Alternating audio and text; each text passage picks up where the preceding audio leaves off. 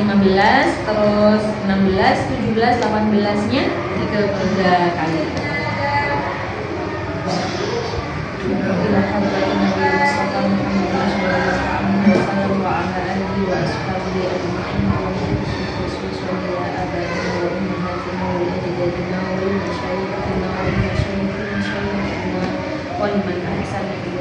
Al-Fatihah.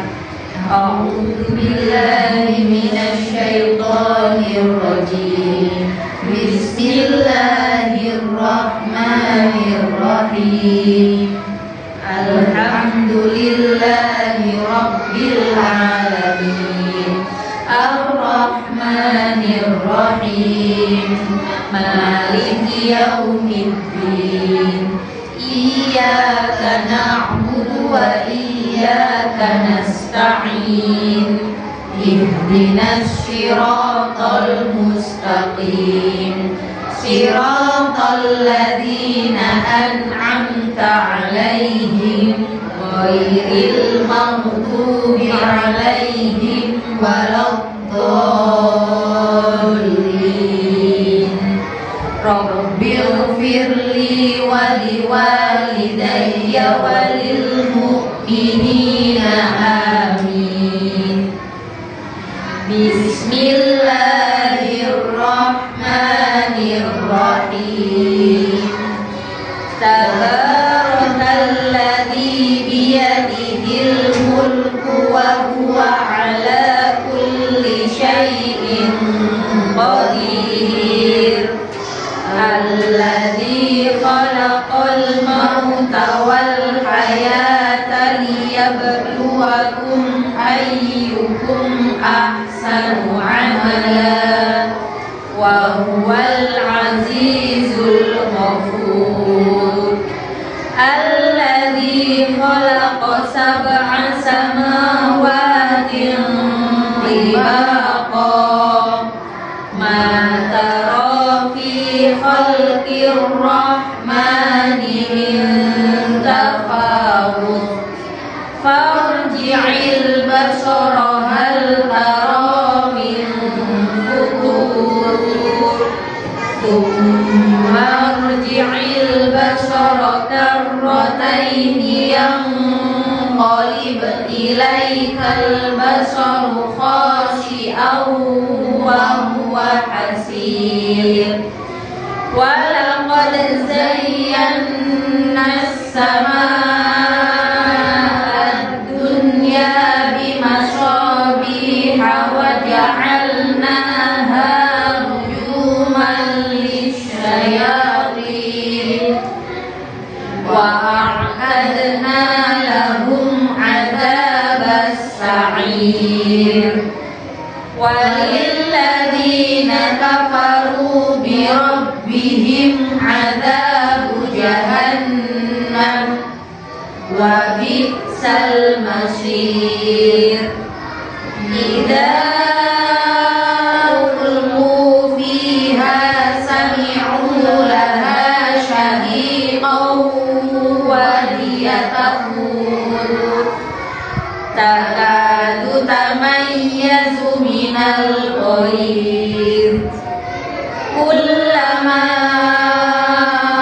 ulqiya fiha fawjun sa'alahum khazanatuha alam ya'tikum nadhir.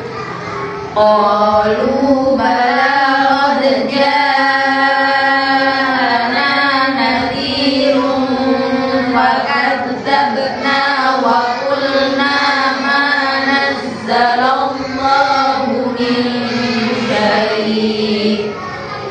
In antum illa fi dhalalin kabir. Wa qalu law kunna nasma'u aw na'qilu ma kunna fi ashabis sa'ir. Fa'tarafu bidhanbihim fasuqqan li ashabis sa'ir. Innalladzina yakhshawna rabbahum bil ghaibi lahum maghfiratun wa ajrun kabir.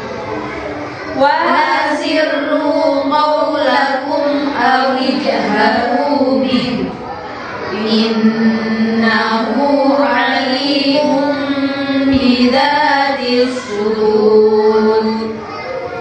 Ala ya'lamu man khalaq wa huwal latiful khabir.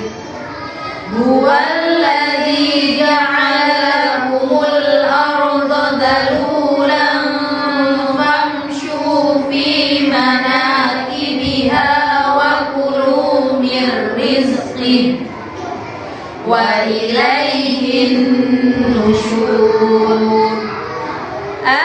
Amintum man fis samaa'i an yursila 'alaikum hasiba fasata.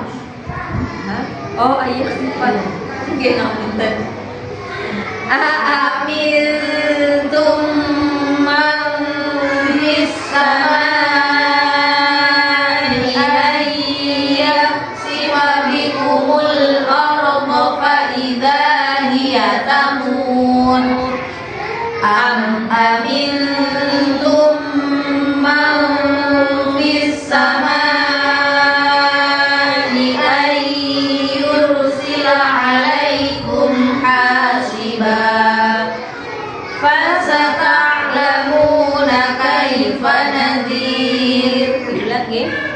Am amintum man fis samaa'i an yursila 'alaikum hasiba fasata'lamuna kaifa nadhir.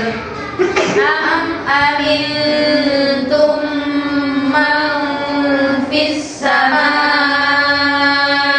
an yursila 'alaikum hasiba fasata'lamuna kaifa nadhir. Walaqad kadzdzaba alladziina min qablihim fakaifa kana nakir. Walaqad kadzdzaba alladziina min qablihim fakaifa kana nakir. Walaqad kadzdzaba alladziina min qablihim fakaifa kana nakir. Monggo dari Aamintum. Aamintum man fis samaa'i an yursila 'alaikum hasiba. Ngapunten. Aamintum. Ya sifat. Oke. 16. Masyaallah. Ketukar. 16. Bismillahirrahmanirrahim. Aamintum man fis samaa'i an yakhsifa bikumul arda fa idza hiya tamur. Am amintum man fis samaa'i an yursila 'alaikum hasiba fasata'lamuna kaifa nadhir. Walaqad kadzdzaba alladziina min qablihim fakaifa kana nakir. Shadaqallahul azim. Bismillahirrahmanirrahim. Qala al-musannifu rahimahullahu ta'ala wa nafa'na bihi wa bi 'ulumihi wa bi asrarihi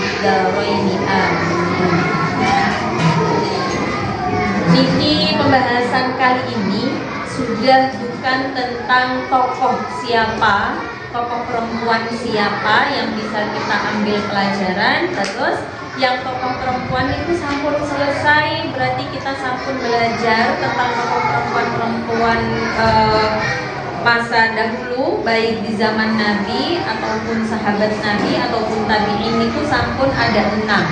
Yang pertama Sayyidah Fatimah. Kemudian setelah Fatimah Az-Zahra wonten Ummu Ma'bad. Kemudian setelah Ummu Ma'bad wonten Rabi'ah Al-Adawiyah. Setelah Rabi'ah Al-Adawiyah wonten Hafsah bintu Sirin, kemudian Asma bintu Umays, dan yang terakhir niku Syaikhah Sultanah atau binti Ali, atau yang biasa disebut sebagai Rabi'ah Hadramut. Jadi ada Rabi'ah Al-Adawiyah di zaman sahabat Nabi, kemudian ada Rabi'ah Hadramut itu yang sudah yang zaman-zaman masa kini di Hadramut. Nah, ada 6 perempuan itu yang sampun kita pelajari.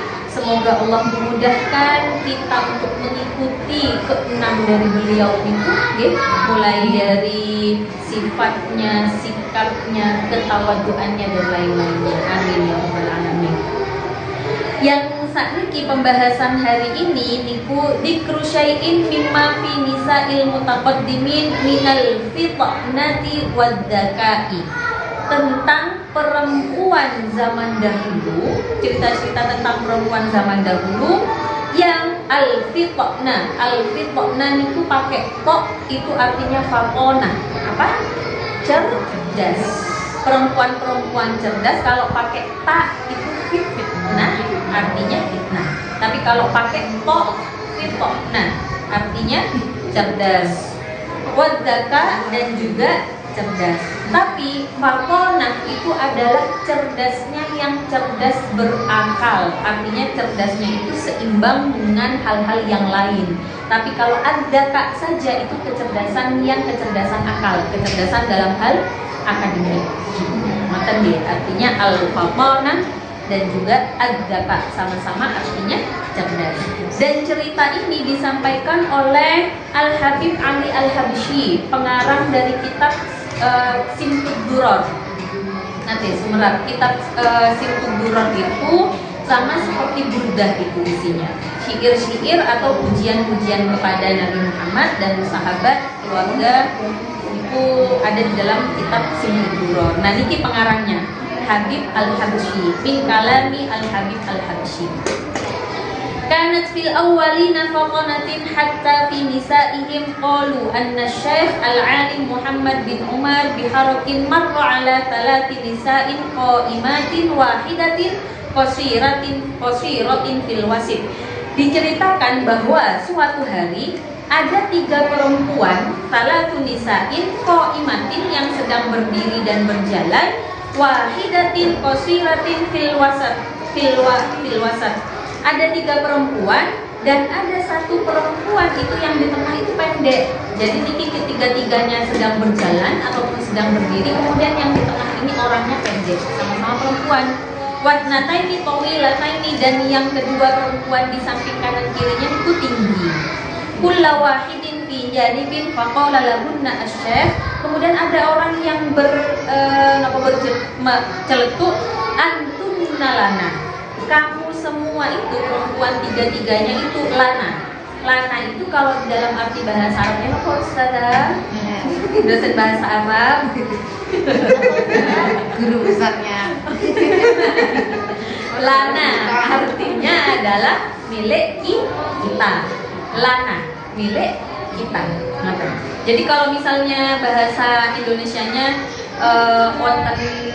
perempuan-perempuan yang lagi jalan terus digudung, kalian semua milikku gitu. Nopo kalau misalnya digodain itu sweet dan lain-lain gitu lah. Padamu ya, karena ini bahasa Arab ya, sebenarnya digodaannya. Budon ini ku ngoten, antunna lana, kata bapak-bapak tadi, kata seseorang asyekh. Asyekh itu seorang laki-laki. Antunna lana. Nah, kemudian karena mereka bertiga ini yang kanan dan kiri tinggi, yang perempuan yang pendek ini ada di tengah. Si perempuan yang pendek ini nyanti ai ala syaklin kalimatin lana. Dia itu tidak tersinggung kalau kita kamu milikku, itu kan tersinggung, sama seperti pelecehan seksual, ngoten kan nggih. Nah, tapi perempuan ini buatan tersinggung karena dia membawa kalimat lana tadi, itu dia mengartikan sebagai syaklu kalimat, bentuk kalimat. Bentuk kalimat niku pripun? Lana itu tulisannya ngeten. Nah, ini mumpung ada papan tulis. Lana itu bentuknya ngeten. Nah, ini bentuknya lana. Ini tinggi, ini pendek, ini tinggi, ini tinggi.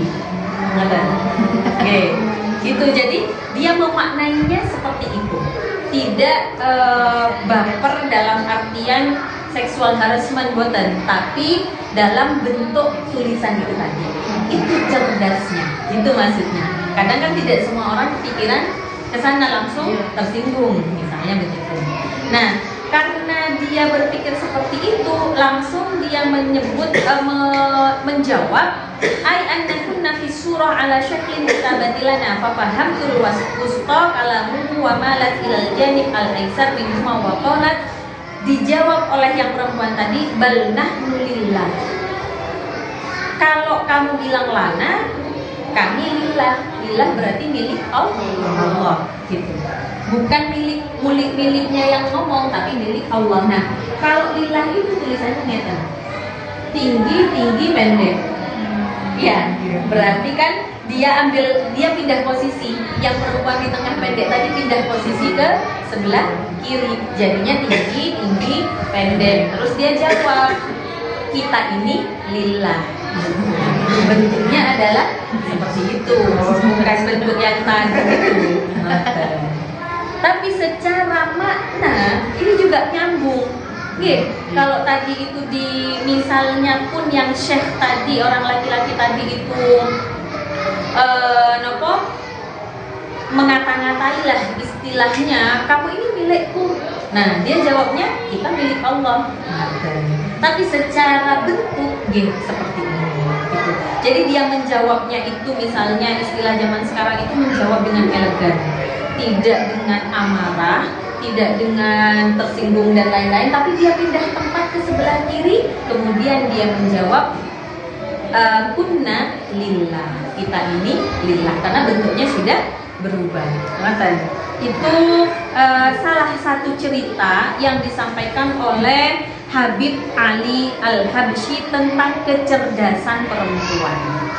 Saat ini kita ini hidup di zaman yang serba cepat, serba cepat, kemudian semuanya serba online, semuanya serba instan, dan semuanya itu serba terlihat. Tadi pagi aja saya baru dikirimi di grup niku video dari TikTok tentang yang viral belakangan ini, Ustadz Imam Muslimin niku, kemudian muncul lagi videonya di TikTok, mungkin dikirim ke saya karena beliau dosen kami, ya, jadinya dikirimlah ke kami. Jadi semua hal saat ini itu seakan-akan bentuknya bisa diperlihatkan ke semua orang.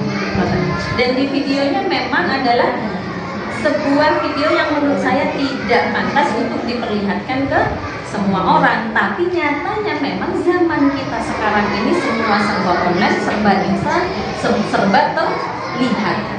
Kadang yang memperlihatkan bukan orang lain, tapi diri kita sendiri yang memperlihatkan bagaimana kita, mulai dari sikap, ucapan, bentuk tubuh misalnya dan lain-lain, kitanya sendiri yang memperlihatkan. Itu zaman kita saat ini. Dan di media sosial, stigma perempuan itu dihadapkan kepada standar yang membingungkan. Coba, perempuan itu mesti dikatakan harus cantik tapi harus sederhana. Artinya cantik tapi tanpa polesan, gitu kan? Natural, saya suka yang cantik tapi natural, gitu. Oke, berarti kan harus cantik tapi harus sederhana, harus cantik harus tanpa polesan itu bisa dikatakan perempuan cantik katanya kalau tanpa polesan, kalau natural. Kalau sudah dengan polesan itu katanya boten cantik. Kemudian perempuan juga dihadapkan dengan harus sukses tapi harus lembut. Karena nyatanya kadang seorang perempuan itu yang sukses di luar sana itu mereka keras. Mereka bisa sukses karena keras terhadap dirinya sendiri, keras terhadap kehidupannya, baru bisa sukses. Tapi perempuan itu kalau bisa sukses tuh lembut, cantik tuh natural, kan? Perempuan itu dihadapkan dengan hal yang seperti itu di media sosial. Di media sosial dianggap sukses kalau tidak lembut, ya wajar, dia sukses, dia keras sama hidupnya. Nah, ngeten. Kalau yang lembut-lembut ndak sukses, ya wajar juga, kan? Nah, jadi perempuan saat ini memang kita itu dihadapkan dengan yang namanya harus. Sebagai ibu harus jadi ibu yang lembut.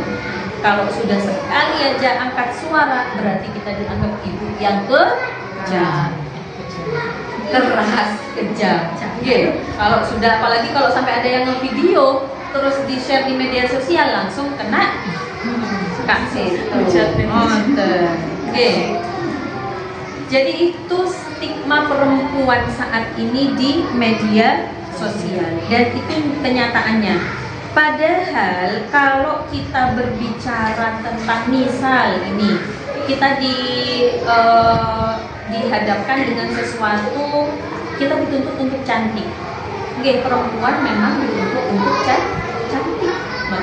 Cantik dalam hal tidak hanya sekedar tentang polesan wajah.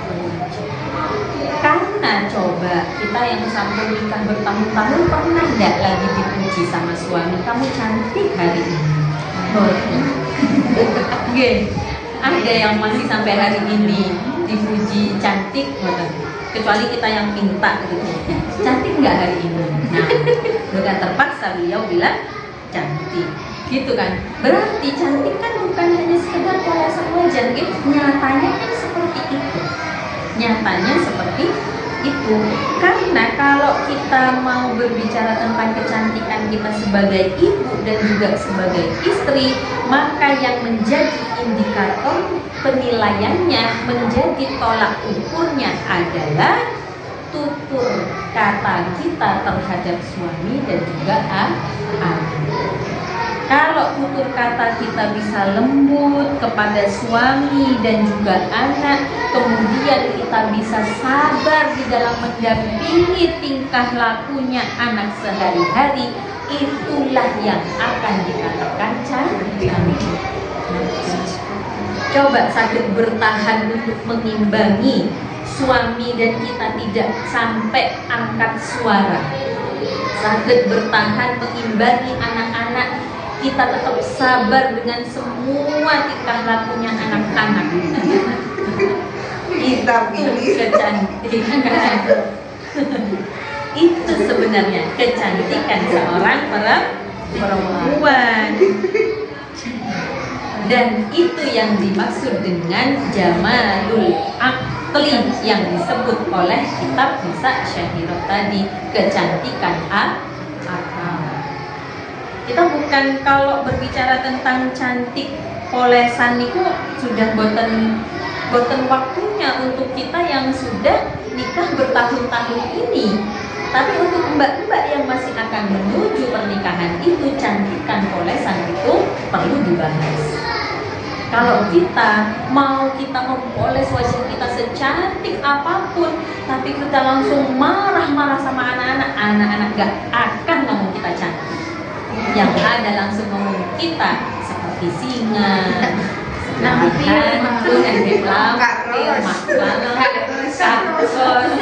dan lain-lain. Musuh malah, padahal musuh malah lagi.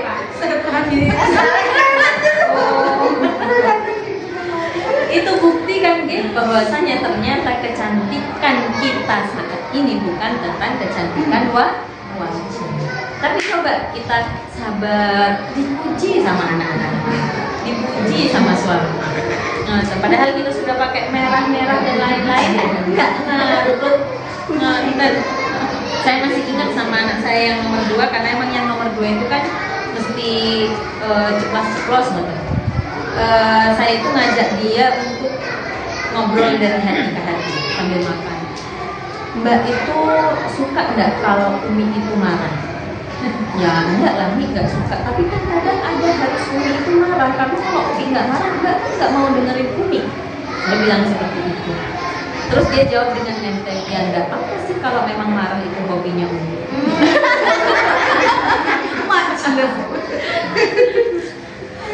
Ya kalau Umi memang hobinya marah, enggak apa, kerjakan aja hobi Umi itu dengan tersenyum. Gimana caranya marah dengan tersenyum? Dan dia juga sempat bilang, kalau marah itu bikin Umi bahagia, enggak apa-apa, silahkan Umi marah. Masya Allah, sepertinya saya salah ngomong yang tadi di awal. Karena Umi kan harus marah, karena Umi kalau nggak marah, Mbak nggak mau dengerin Umi. Akhirnya itu dianggap sebagai hobi. Jadi silahkan marah, kata dia itu dengan tersenyum. Karena melaksanakan hobi itu harus dengan senyum atau menyenangkan. Begitu, jadi di level otak anak saya, bahwasanya marah saya itu adalah hobi dan dikerjakan dengan menyenangkan. Begitu anak-anak zaman sekarang, secepat itu dia langsung menyambung bahwasanya marah itu adalah hobi. Berarti saking seringnya tiap hari coba. Insya Allah. Padahal menurut saya itu saya sudah jarang, tapi ternyata buat mereka itu adalah sering sampai dikatakan hobi. Nah, oke. Jadi kecantikan kita saat ini bukan lagi ada pada polesan wajah, tapi bagaimana kita meletakkan kecantikan itu di dalam adab. Tapi adab saja kadang nih boten cekap. Kita itu bisa untuk marah dengan elegan itu kalau punya kecerdasan. Seperti cerita yang tadi, dia bisa marah dengan elegan karena cerdas. Dan ternyata semua perempuan itu cerdas. Meskipun kita kok boten cerdas, kalau kita bisa ngatur rumah itu bisa tetap berdiri kokoh sampai saat ini itu karena kita cerdas. Coba lah kita boten cerdas, gimana itu dari bangun tidur sampai tidur lagi ngaturnya nih loh. Lek boten karena kita yang cerdas nih boten sakit. Dan tapi fenomenanya kita yang sudah mengatur rumah dari pagi bangun tidur sampai tidur lagi boten dikatakan cerdas. Yang dikatakan cerdas adalah perempuan yang berkarir di luar sana dengan karirnya yang gemilang. Kalau ada perempuan karirnya gemilang, punya penghasilan sendiri, kemudian apa istilahnya katanya itu saat ini yang perempuan alpha, ya, alpha woman gitu. Pernah dengar gitu? Jadi perempuan yang bisa mengatur segalanya itu alpha, itu baru yang dikatakan cerdas. Yang di rumah mulai ngatur dari bangun tidur, masak setiap hari berganti-ganti, bermacam-macam nih boten dikatakan cerdas. Di luaran sana stigma perempuan seperti itu. Nah, pripun caranya supaya kita ini bisa mengalahkan atau tidak mengalahkan, karena kita ini sama-sama perempuan, tapi ada di level kita menjadi seorang perempuan, juga menjadi seorang perempuan yang cerdas dan juga beradab. Itu tadi. Jadi kita ini sudah bisa ngatur rumah sebegitunya, itu sampun cerdas, tur ditambahi juga dengan kita punya adab. Itu yang akan kita bahas hari ini.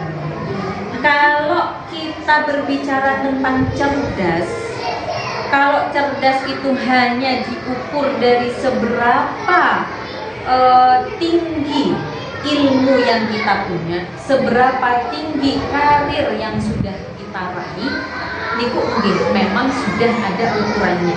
Cerdas memang seperti itu. Tapi ketika kecerdasan yang seperti itu tadi tidak disertai dengan adab, boten gadah kecerdasan emosional istilahnya, maka itu semua tidak ada artinya.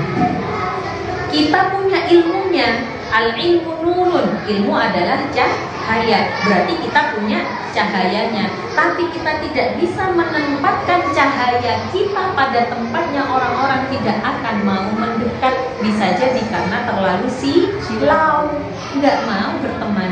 Kita pinter, tapi ketika kumpul bareng-bareng ngomongnya terlalu tinggi sampai yang sebelah kanan kirinya boten nyambung, sama saja boten gak ada teman. Padahal dia punya cahaya, kita punya cahayanya, kita punya ilmunya, tapi tidak bisa menempatkan cahayanya, sama saja artinya tidak punya adab, akhirnya juga tidak punya teman, karena yang mau mendekat nanti terlalu silau. Misal ada contoh sebagai perempuan yang karirnya tinggi atau terbiasa berbicara di forum luar di mana-mana dengan bahasanya yang sangat bagus, dengan narasinya yang sangat bagus, kemudian dengan narasi bahasa yang juga bijaksana, bisa berbicara di forum besar, banyak audiensnya seperti itu, tapi ternyata di rumah ngomong dengan suami nggih boten bijaksana, suaranya tinggi, kalimat yang digunakan juga boten bagus kepada suami,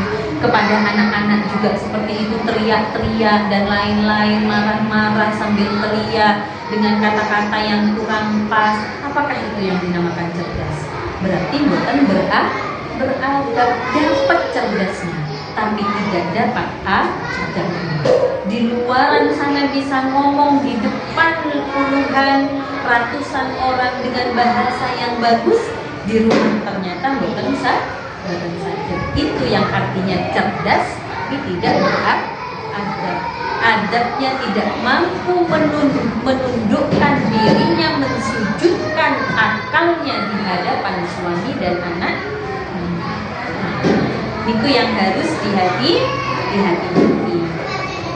Ada mungkin misalnya tidak pintar berbicara di luaran sana, tapi pintar dalam hal menulis, pintar dalam hal merangkai kata, bisa membuat status yang membuat orang termotivasi, membuat orang sadar dengan tulisan kita misalnya. Tapi di samping itu, karena kecerdasannya tidak ada adabnya, tulisannya yang bagus dipakai untuk menilai orang lain. Itu tidak bagus. Ada seorang perempuan yang begini-begini untuk menilai orang lain, untuk menjudge orang lain dengan bahasa yang bagus. Terlihat bahasanya enak dibaca, bagus narasinya, tapi isinya adalah menjudge orang lain atau menilai orang lain. Jadi kecerdasan yang dipunya itu tidak disertai dengan adab, akhirnya dipakai di tempat atau di kondisi yang tidak seharusnya. Itulah pentingnya. Kita boleh cerdas, kita boleh pintar, tapi juga disertai dengan adab. Khairukum li ahli. Sebaik-baik kalian adalah yang paling baik kepada keluarganya, artinya kepada orang terdekatnya. Kita tidak mengepakkan sayap terlalu lebar di luaran sana saja, tapi juga mampu memberikan cahaya di sekitar kita.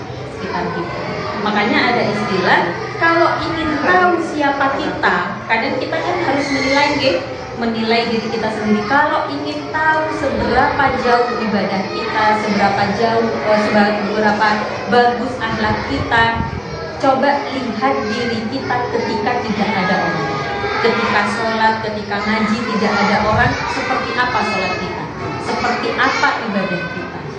Atau mau melihat bagaimana adab kita, lihat adab kita terhadap suami dan juga adab kita terhadap anak-anak. Baru kita bisa menilai sebenarnya kita ini sudah beradab atau tidak. Mungkin di luaran sana kita bisa senyum, masuk rumah masih bisa senyum itu bertahan. Ketika sudah melihat susu tumpah, mainan keinjek,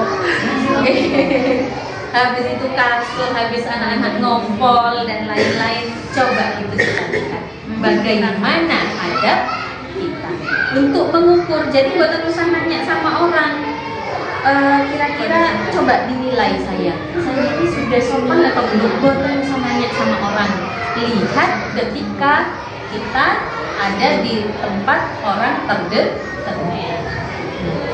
untuk melihat bagaimana kita. Nanti gini, kemudian yang kedua dilanjutkan, wahada namudaj akhar yuhkihi lana al-Habib Ali. Kemudian diceritakan lagi oleh Habib Ali al-Habsyi tadi, wahia asy-Syaikha Sultanah Az-Zabidiyah Rabi'ah Hadramut tadi. Habib Ali al-Habsyi menceritakan tentang Syaikha Sultanah atau Rabi'ah Hadramut, Rabi'ahnya Yaman maksudnya. Qala laha marrata Syekh Hasan bin Abdurrahman As-Saqaf Abu Ali qala hiya naqatu tamaril jamal. Faqalat, ada seorang Syekh Hasan bin Abdurrahman As-Saqaf Abu Ali ini berkata kepada Syaikha Sultanah tadi, hiya naqatu tamaril jamal. Bisa tidak dibandingkan antara unta laki-laki dan unta perempuan?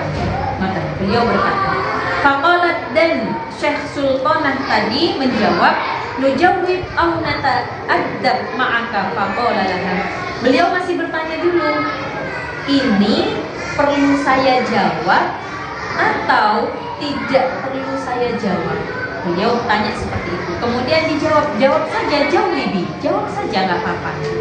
Kemudian dijawab, kalau disuruh membandingkan antara unta laki dan unta perempuan, jawaban beliau, faqalat alhamil bil hamal wazaid labanan wal iyal. Gampang saja membandingkan antara unta laki-laki dan perempuan. Unta laki-laki itu mempunyai beban, karena biasanya unta yang atasnya dikasih beban itu memang unta yang laki-laki. Sedangkan unta perempuan wazaid laban wal iyal, bisa melahirkan dan bisa menyusu. Artinya tidak usahlah keduanya ini dibandingkan. Tapi jawaban beliau sebijaksana itu, kalau unta laki-laki itu dikasih beban, kalau unta perempuan hamil dan melahirkan dan menyusu. Berarti kan sama-sama punya beban atau porsinya masing-masing. Unta laki-laki itu biasa dikasih beban-beban ketika di jalan, karena yang bertanya itu arahnya gini, unta perempuan tuh nggak ada gunanya loh, cuma jalan aja, dinaiki saja, jadi kendaraan sampun. Sedangkan unta laki-laki selain jadi kendaraan dinaiki oleh tuannya, dia juga bisa dikasih beban, gitu loh. Istilah pertanyaannya itu meremehkan ke sana, gitu. Sehingga dijawab, unta laki-laki dikasih ada beban, unta perempuan itu bisa melahirkan dan bisa menyusu. Artinya nopo? Artinya dua hal, laki-laki dan perempuan tidak ada bedanya. Yang membedakan hanya tentang ketakwaannya, sama-sama dengan tugasnya masing-masing. Dan ada di salah satu kitab cerita tentang Harun ar-Rasyid. Harun ar-Rasyid itu adalah raja yang beliau sering disandingkan dengan Abu Nawas. Oke, kalau ada cerita Abu Nawas kan raja yang ditantang oleh Abu Nawas mesti Harun ar-Rasyid.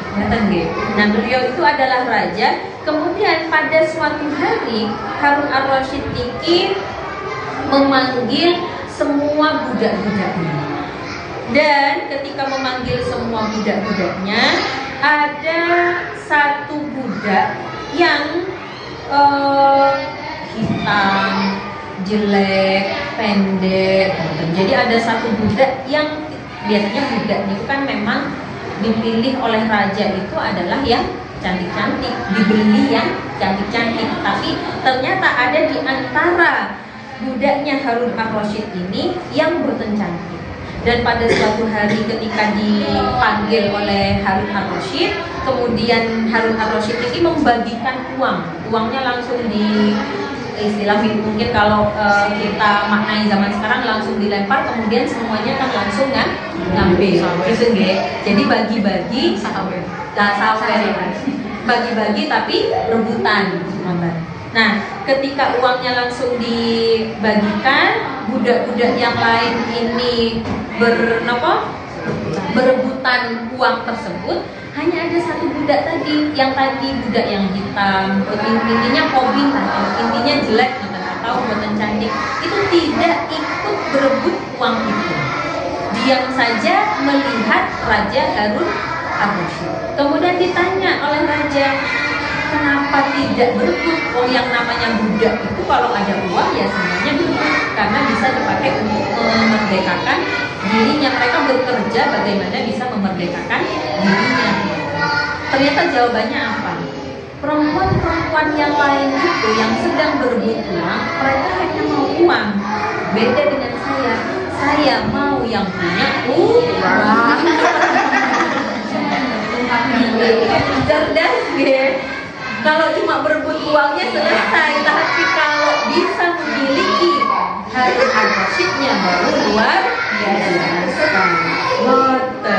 Tapi ya itu ternyata perempuan kalau dihadapkan dengan sesuatu yang sudah berbinar-binar, semuanya lupa sama yang ngasih, lupa sama Gusti Allah. Ternyata jawabannya. Kemudian fa'ajabahu qawluhu wa qarrabaha. Kemudian Harun ar-Rasyid niki kagum dengan jawabannya tadi, wa qarrabaha, dan mendekati perempuan itu tadi. Nah, karena mendekati perempuan itu tadi, akhirnya tersebarlah di kota-kota yang lain dan raja-raja yang lain bahwasanya Harun ar-Rasyid menyukai perempuan yang jelek ini tadi. Nah, akhirnya orang-orang bergosip, kok bisa seorang raja itu suka sama orang yang jelek, padahal biasanya raja itu kan selalu memilih orang yang cantik begitu. Nah, karena sudah banyak suara-suara sumbang di luar sana, akhirnya Harun ar-Rasyid niki mengundang seluruh pemuka-pemuka di kota itu untuk datang dan menyaksikan bagaimana sih sebenarnya perempuan yang dikatakan jelek itu tadi. Ketika undangan sudah datang, kemudian semua perempuan itu sudah budak tadi sudah datang, termasuk budak yang jelek itu tadi, diberi wa'aqul lawahidatin minhunna qadhan minal yaqut, dikasih satu wadah yang wadahnya itu terbuat dari mutiara. Jadi semua budak itu dikasih wadah yang wadahnya terbuat dari mutiara. Kemudian setelah itu Harun ar-Rasyid memberikan wa amara bi ilqaihi, memberikan satu perintah lemparkan. Jadi ketika budak itu sudah memegang wadah itu, Harun ar-Rasyid sanjang lemparkan wadah yang terbuat dari mutiara itu. Sudah pasti tidak ada yang melempar wadah yang terbuat dari mutiara. Kalau wadahnya terbuat dari plastik, mana ada masalah gitu. Tapi karena itu dari mutiara, tidak ada yang melemparkan wadah yang dari mutiara itu, kecuali satu budak yang jelek itu tadi. Jadi yang wajahnya jelek itu tadi, wadah yang terbuat dari mutiara itu langsung dilempar begitu saja. Orang semuanya kaget, kok bisa? Apa alasannya? Sebenarnya saya ini ketika ditanya kenapa dilempar itu wadah terbuat dari mutiara, jawaban beliau sebenarnya saya ini dilema. Kalau saya lempar, eman ini wadah terbuat dari mutiara. Tapi kalau tidak saya lempar, saya sama dengan melukai harga diri dari Harun ar-Rasyid. Karena apa? Karena itu adalah sebuah perintah. Dia lebih bisa menjaga harga dirinya Harun ar-Rasyid.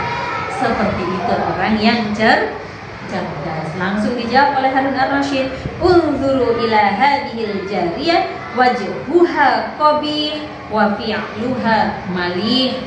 Lihatlah perempuan budak ini, wajahnya jelek akan tetapi adabnya malih, tampan, bagus, indah. Karena dia mampu menjaga harga diri dari sang raja tadi atau Harun Ar-Rasyid tadi. Nah, kalau kita lihat di fenomena saat ini, kita seperti yang saya sampaikan tadi, bahwasanya kita hidup di zaman media sosial, okay? Yang semuanya itu bisa serba cepat, serba instan, sekali klik sudah terkirim entah apa yang kita klik dan lain-lain, yang penting cepat. Itu kita sekarang sudah sampai di era yang seperti itu. Kalau kita ambil hikmah dari cerita-cerita tadi di kehidupan kita saat ini, contoh yang paling dekat itu adalah grup WhatsApp. Ya, grup WhatsApp kita itu kan kuatah gitu, dari macam-macam, grup dengan guru, grup dengan orang tua, grup dengan lebih sedikit lagi dari orang tua, grup kelompok apa dan lain-lain. Itu baru grup sekolah satu anak yang sekolah di sini, belum lagi anaknya yang Sampun MI, Sampun MTS dan lain-lain, grupnya juga ada lagi. Kalau kita tarik dari cerita tadi, cerita tentang perempuan cerdas yang tadi dari Syekhah Sultanan, dari budaknya Harun Ar-Rasyid tadi, ketika menghadapi sebuah masalah, mereka semuanya adalah perempuan yang cerdas, tapi mereka juga perempuan yang berakal.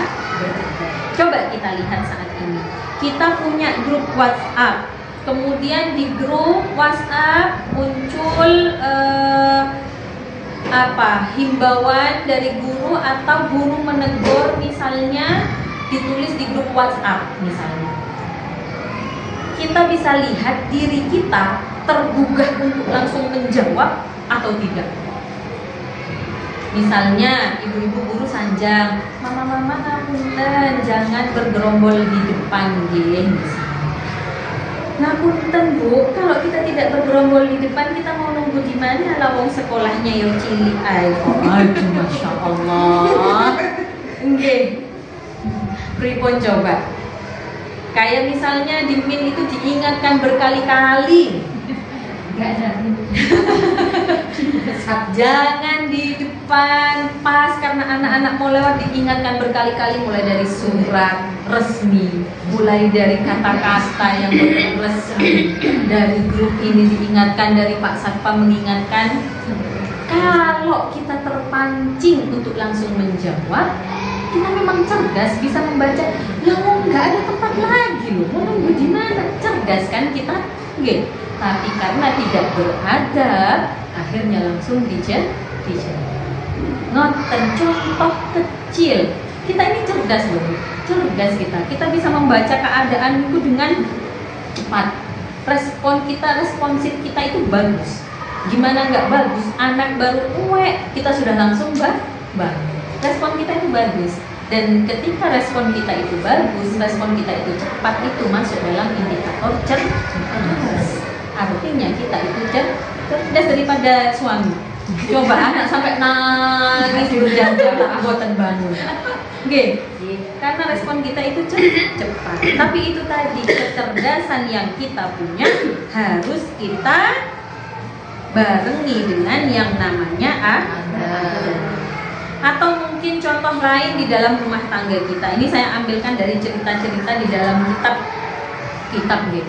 Di dalam rumah tangga kita misalnya, suami baru pulang kerja kemudian ngomel-ngomel tanpa alasan. Bisa jadi memang capek di luar di tempat kerja. Karena kecerdasan yang kita punya, kita bisa langsung jawab. Mbok yo masuk rumah itu lepas dulu bajunya Pak, taruh dulu bajunya Pak, minum dulu Pak, mboten langsung ngomel-ngomel, tambah ngomel mangke. Sampai nggak ngerti loh Bu, di luar itu aku kerja itu capek, tambah seperti itu. Oke. Tapi kalau kita diem kan nggak nyaman. Baru masuk rumah kok sudah langsung ngomel, tambah langsung kita jawab. Karena apa? Karena respon kita bagus. Karena kita punya kecerdasan responsif, pasti langsung jawab. Nggak enak rasanya lagi buatan jawab, karena respon kita memang itu tadi, kecerdasan responsif kita bagus.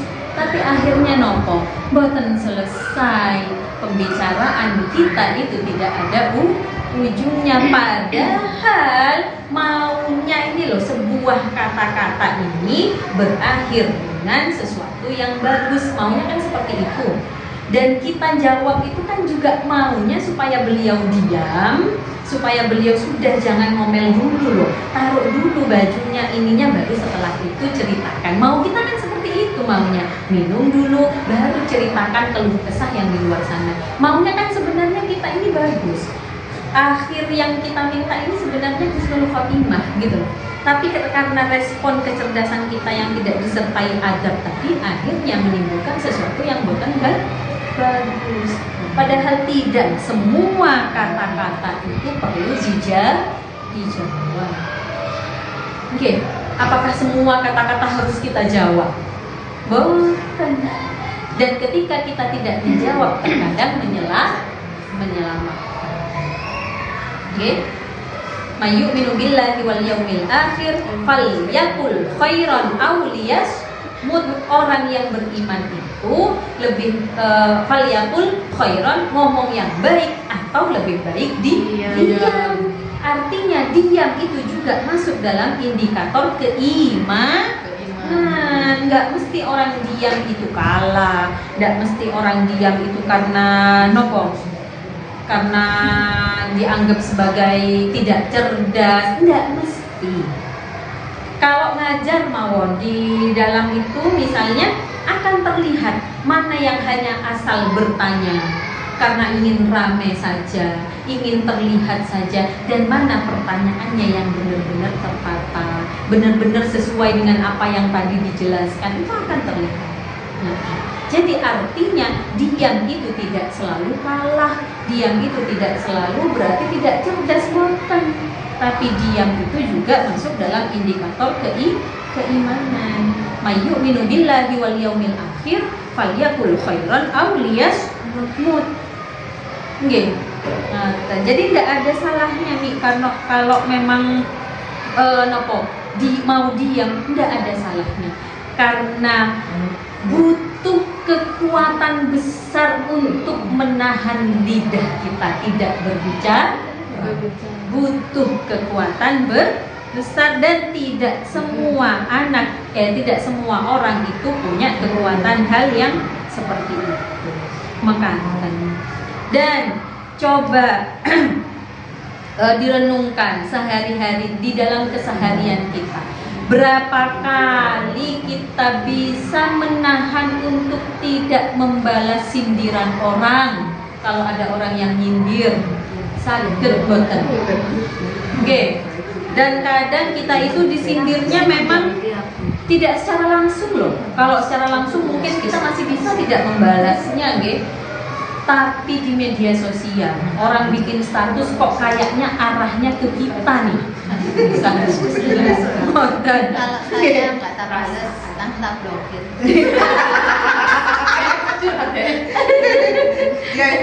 Itu lebih baik daripada mengeluarkan kata menghindari. Ngoten daripada moro dibales. Sampean nyindir aku ya, Mbak. Misalnya. Sampean apa Mbak kok ngomong koyok ngono misalnya, daripada seperti itu. Oke, lebih baik kita blokir dulu sementara. Tenangkan hati dulu, setelah itu buka blokirnya. Oke, untuk selamat. Jadi kita narik dulu, artinya itu kita diem dulu. Dalam bentuk blokiran tadi itu sudah bisa mendiamkan lidah kita untuk tidak membalas. Karena kalau maksudnya apa Mbak? Nah, cuma 2 kata. Maksudnya apa Mbak? 3 kata. Tapi itu bisa jadi panjang. Berkelanjutan. Oke, apalagi misalnya yang pihak sana nggak ada maksud apa-apa, tanya lagi, ngoten kan? Oke, jadi lebih baik kalau memang kita nopo baper, misalnya kita saja yang membentengi diri kita dari kebaperan ini. Baper tidak apa-apa, jangan sampai terus nggak boleh lo baper. Sebagai perempuan tuh nggak boleh baper, ditahan-tahan malah stres. Oke, dan kita ini memang sifatnya seorang perempuan adalah wahnan ala wahnin. Masih ingat tidak? Sifat seorang perempuan itu adalah wahnan ala wahnin. Sakitnya itu sudah di atas rata-rata. Jadi kalau kita baper, kita lembut, kita cepat tersinggung, wajar. Itu memang sifatnya perempuan. Tapi kita harus pintar membentengi kebaperan kita. Jangan sampai bapernya itu berjamaah ngajak orang.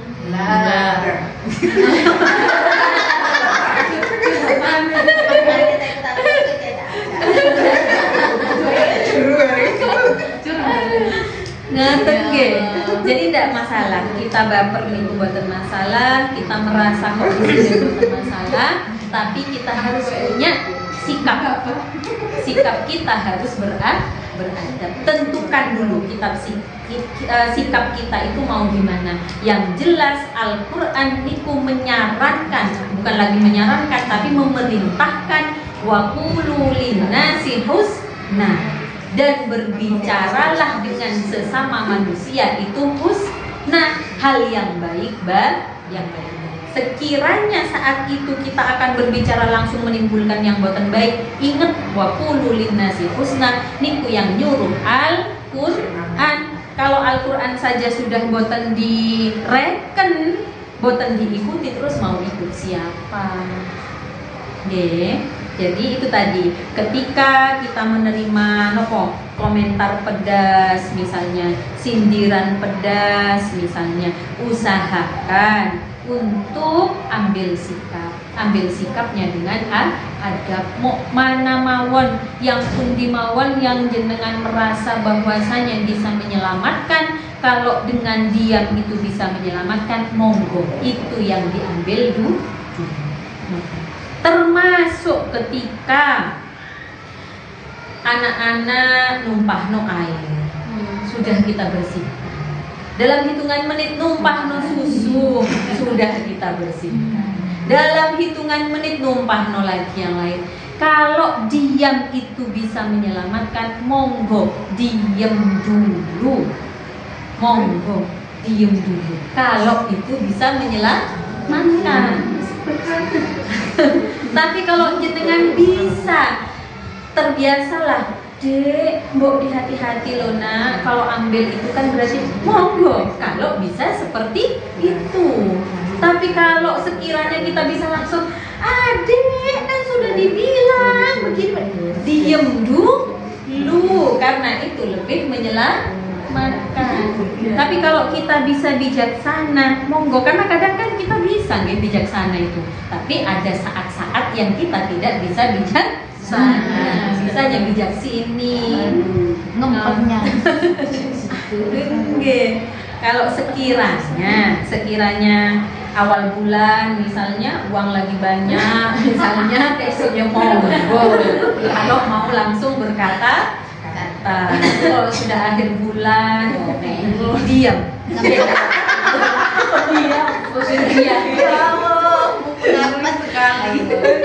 Mulia sekali. Karena diam jadi mulia kan kalau akhir bulan nih daripada ini. Misal suami telat jemput anak, sudah diingatkan dari 30 menit sebelumnya, 20 menit, 5 menit sebelumnya, 20 menit sebelumnya, 15 menit sampun kita ingatkan anaknya keluar Pak jam 10 diingatkan lagi jam 10 kurang 10 sudah diingatkan, jam 10 kurang 5 diingatkan, dijemput jam 11. Pripun coba? Kita ingin ngomel kan? Tapi dipikir, kiranya omelan kita misal bijaksana, Pak niki kan anak yang jenengan toh, dek dijemput jam 11. Lah yo saatkan anaknya. Misalnya, nah kalau kita bisa seperti itu monggo nih. Tapi kalau langsung mengeluarkan kata-kata yang tidak semestinya, ditahan. Coba malam harinya, malam hari masih dongkol, coba besoknya. Oke. Jadi saya juga mengalami ini masalah menjemput anak nih, Masya Allah. Kadang kita kan malu sama guru itu. Kalau sering telat dijemputnya itu. Tapi nggih pripun kalau sudah urusan bapak-bapak yang menjemput niku, Masya Allah. Begitu. Jadi Bisa tanya. iya, monggo. Kayak tadi perempuan itu kan karena wah dan alawan itu sudah kulinoloro. Iya, betul, itu istilahnya kulinoloro. Terus ya mencari solusi.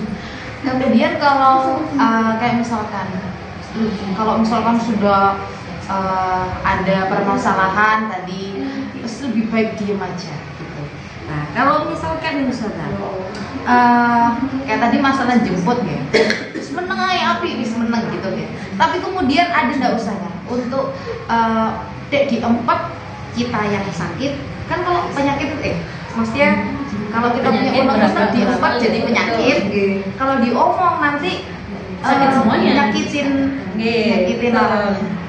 Terus kalau mau diempet kita gitu loh Ustaz. Ada nggak Ustaz? Maksudnya misalkan amalan biar untuk meredam kita aduh ya Allah gitu. Ternyata yang diminta amalan. Iya begitu Ustaz. Berarti minta obat. Minta obat. Nah, pokoknya kalau berbicara di depan mahasiswa, niku nggak akan mereka minta resep, minta obat itu. Adanya minta teori kan seperti tadi. Saya kira tadi mau nanya, apakah memang seperti itu? Kalau teorinya kita berkaca kepada hadis tentang marah, ya. Kalau marahnya lagi berdiri, duduk dulu, duduk masih ingin marah, berbaring, nonton kan? Itu berarti kan teori bagaimana kita menahan marah. Termasuk tadi kalau sekiranya marah kita itu bisa membawa kepada hal yang negatif, diam itu lebih baik. Dan diam adalah ternyata tidak selalu negatif, nonton kan? Oke. Sekarang bagaimana supaya bisa bertahan seperti itu? Nonton kan? Amalan apa yang bisa dipakai oleh seorang perempuan agar bisa sampai ke sana, ngerti kan berarti ya. Satu, wonten hadis yang berbunyi, ketika ingin harimu itu berkah, saya lupa teks Arabnya. Kalau ingin hari-hari kita berkah, artinya berkah itu dalam bahasa Arabnya adalah barokah. Barokah adalah ziyadatul khair. Fabda bi bismillahirrahmanirrahim. Artinya ketika ingin melakukan apapun, maka mulai dengan bismillahirrahmanirrahim. Coba niki kita ambil. Mau ngapain? Bismillahirrahmanirrahim. Mau ngapain? Bismillahirrahmanirrahim. Mau ngapain hal sekecil apapun, nyiapno anak-anak bismillahirrahmanirrahim. Coba itu dilakukan. Karena apa? Kalau misalnya Ustazah mungkin nanya amalan apakah sholawat dan lain-lain, itu kan itu nanti saya sampaikan di akhir, tapi yang ini yang sudah saya lakukan. Mau ngapa-ngapain niku hatta sekedar duduk bismillahirrahmanirrahim. Mau berdiri, karena berdirinya kan sudah tidak bisa langsung blek, ngoten nggih, pelan bismillahirrahmanirrahim. Niku ternyata itu ampuh. Saya tidak tahu apakah dari sisi psikolognya seperti apa, tapi mampu benar menahan ketika akan marah. Ngerti? Itu sangat-sangat ampuh. Contoh misal pagi-pagi saja, Mas Adib itu kan sudah mau tasmi besok 2 juz, kemudian sampai tadi itu baru halaman awal-awal sudah tidak lancar, ngerti? Tapi entah, padahal posisi saya hari ini sedang capek sekali, beneran yang capek sekali. Mulai dari hari Senin, Selasa, Rabu, Kamis sampai hari ini itu kuatah kerjaan dan semuanya deadline-nya hari ini. Siang nanti Zoom, selain Zoom juga masih harus menerima mahasiswa ini dan lain-lain. Intinya hari ini saya sedang tidak baik-baik saja, artinya sedang capek. Berarti harusnya menyikapi sesuatu itu kan meledak, ngoten. Karena semalam saya juga baru datang dari hotel. Kemudian ternyata anak-anak hari ini itu ada PH, dua anak itu ada PH dan tidak ada yang belajar. Ternyata baru belajar tadi, bangun tidur semuanya, baru belajar. Kemudian saya coba tes, Mas Adit itu baru di halaman 3 sudah boten saged jawab. Artinya jawabnya sudah bingung. Capek sekali rasanya. Tapi entah kenapa tadi saya cuma bilang, Mas Adit, besok itu sudah tesnya. Kalau besok, saya juga heran. Wow, setelah saya ngasih wejangan sama anak saya mikir, kok saya bisa ya gitu. Sudah besok loh waktunya, tapi saya enggak marah. Ngoten. Besok sudah waktunya. 2 juz dan ini baru juz yang pertama. Halaman 3 dia sudah amburadul. Ngoten. Dan memang sebelum tadi saya duduk, itu saya karena kebiasaan tadi memang bismillah. Ngoten. Nah, coba itu dicoba. Saya jadi mikir tadi. Dan mikir saya itu panjang sambil saya siap-siap. Karena saya emes sama diri saya sendiri, kok bisa? Saya tidak marah, itu yang saya emes padahal saya sedang capek sembarang kalir. Dan tahu dia belum belajar, itu kan sudah luar biasa nggih, ngoten. Nah itu saya jadi mikir, apakah memang barokahnya Bismillahirrahmanirrahim itu yang di dalam hadisnya disebutkan ketika ingin semua pekerjaan kita itu berkah, maka dimulai dengan Bismillahirrahmanirrahim. Dan kalau sudah berkah berarti kan ziyadatul khair, menambah kebaikan. Artinya yang akan kita lakukan itu baik. Dicoba, itu hal yang paling gampang toh, untuk diamalkan itu sangat-sangat gampang. Dibiasakan mawon Bismillahirrahmanirrahim, diinget-inget mawon. Mau nyuci, mau ngapain, Bismillahirrahmanirrahim. Kalau misalnya kayak sholawat, ada targetnya, 100 kali dalam sehari. Fatihah wonten targetnya 10 kali dalam sehari. Semuanya kan bertarget. Tapi kalau cuma ngucap Bismillahirrahmanirrahim lah, wonten susah kayaknya. Tinggal hal itu coba diistiqomahkan. Jadi semingguan ini saya nih kita hadis minik mawon boten yang pengen napa boten nggih, saya pernah marah, pernah bentak dan lain-lain, itu pernah, wajar kita sebagai perempuan. Ini cuma saya tahadus binikmah semingguan ini di semua tugas yang saling bertumpuk itu saya buka laptop, ya Allah, Bismillahirrahmanirrahim, mesti ngoten. Mau ngerjakan apa? Bismillahirrahmanirrahim. Ngoten. Walaupun sampai hari ini deadline tanggal 7 ini baru 1 yang selesai kerjaan, yang 3 belum selesai. Ngoten. Nggih, niku dicoba. Mboten susah nggih. Basmalah mboten susah. Dan semuanya hafal, mudah diucapkan. Tinggal diistiqomahkan. Dan itu satu. Kemudian obat kita sebagai perempuan yang kedua dicoba setelah habis sholat difatihai dirinya sendiri. Boten hanya memfatihai anak dan suami, diri sendiri namanya disebutkan, bintinya disebutkan, difatihai. Dan ketika Fatihah nyuwun, boten yang berdoa ya Allah kula nyuwun boten. Ketika Fatihah kita bacakan sambil nyuwun kekuatan untuk diri sendiri. Pun boten usah sing macem-macem. Kula nyuwun kuat ini, kuat itu, kuat ini dan lain-lain, boten. Allah sudah Maha tahu kita harus kuat di bagian yang mana.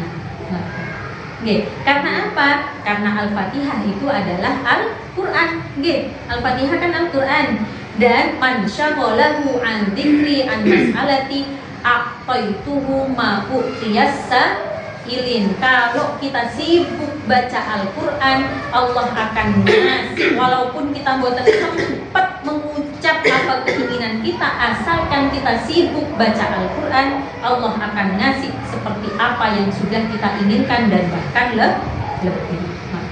Jadi sering-sering difatihai dirinya sendiri.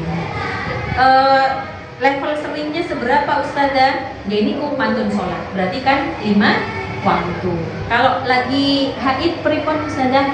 Kalau lagi santai, duduk-duduk, Fatihah sama diri sendiri, ngoten nyuwun kuat gitu. Ngaten nggih? Nah, ini. Kemudian ini yang terakhir wonten maqalah dari seorang ulama, al-mar'atul aqilatu tazdadu jamalan kullama izdada umruha.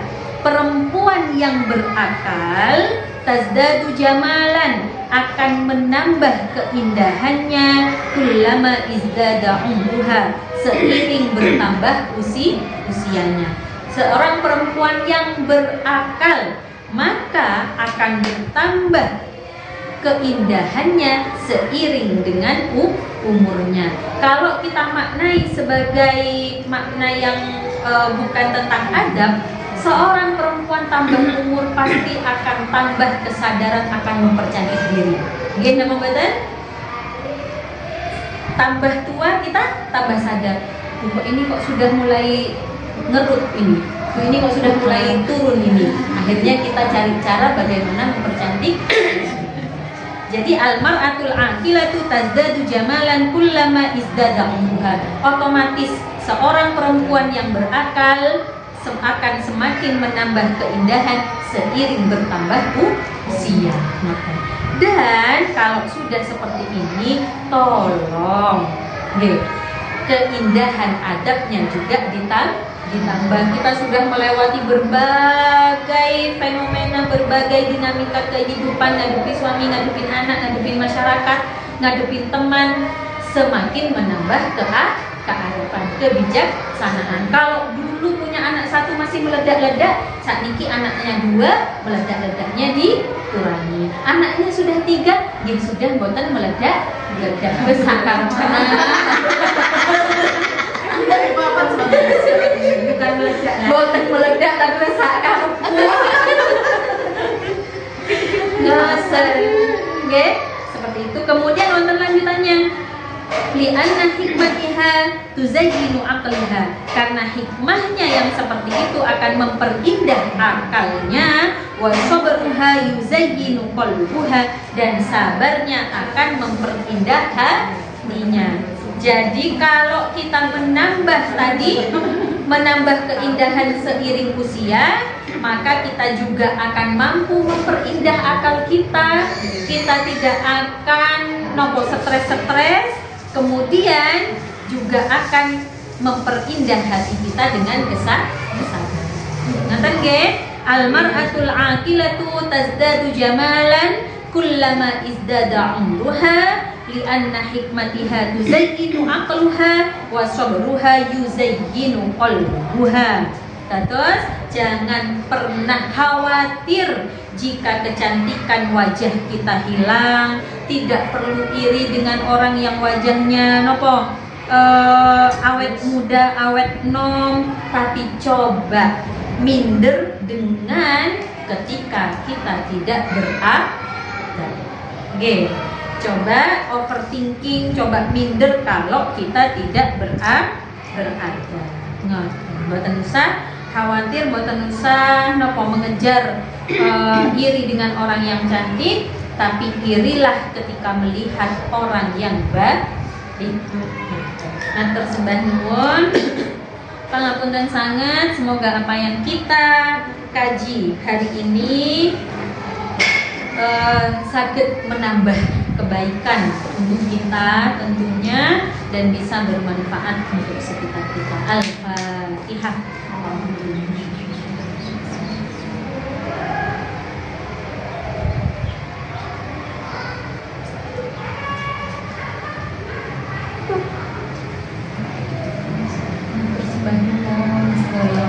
Ngapunten nggih kalau yang saya sampaikan